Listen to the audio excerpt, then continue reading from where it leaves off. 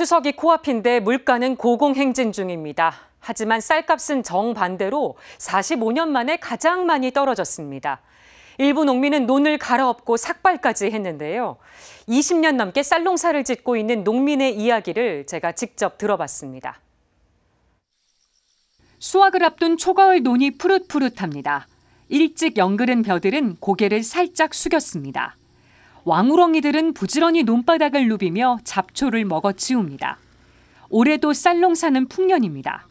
하지만 20년 넘게 쌀 농사를 짓고 있는 농민 진현호 씨의 마음은 무겁습니다. 쌀값이 너무 많이 떨어졌기 때문입니다. 국내산 쌀값은 8월 중순 기준 20kg에 42,500원 수준으로 1년 전 55,600원보다 23.5% 급락했습니다. 쌀값이 이렇게 많이 떨어진 건 45년 만에 처음입니다. 정부는 세 차례에 걸쳐 쌀 37만 톤을 시장 격리 조치했지만 쌀값 하락을 막진 못했습니다. 가톨릭 농민회 주잡곡 위원장을 맡고 있는 진 씨는 정부의 늑장 대응을 지적했습니다. 정부에서 제대로 대응을 하지 않았어요. 너무 늑장 대응을 했기 때문에 결국은 지금 재고가 많이 남아있는 상황이 된 거고, 그러다 보니까 당연히 수확기를 앞두고 있는 상황에서 심리적으로 더 떨어질 수밖에 없는 것 같거든요. 다른 물가는 다 오르는데 유독 쌀값만 폭락하는 상황.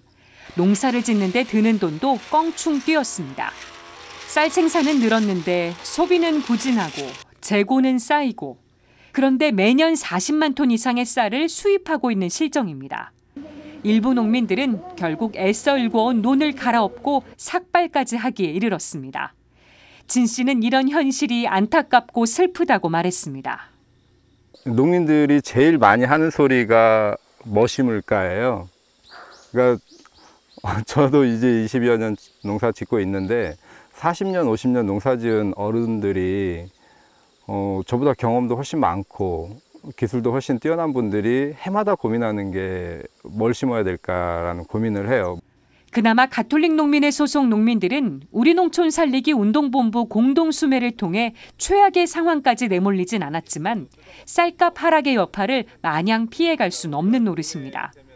진 씨는 정부의 실효성 있는 대책과 함께 농업과 농촌에 대한 인식 개선이 시급하다고 호소했습니다.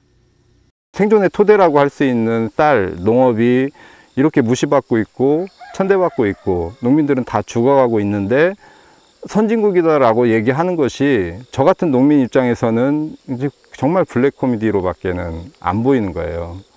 쌀값 폭락으로 어려운 상황에서 맞이하는 추석.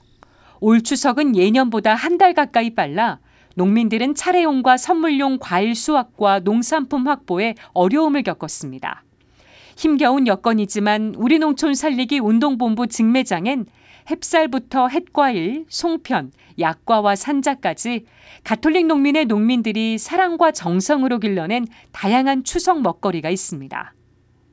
올 추석 선물은 우리농으로 장 보러 오세요.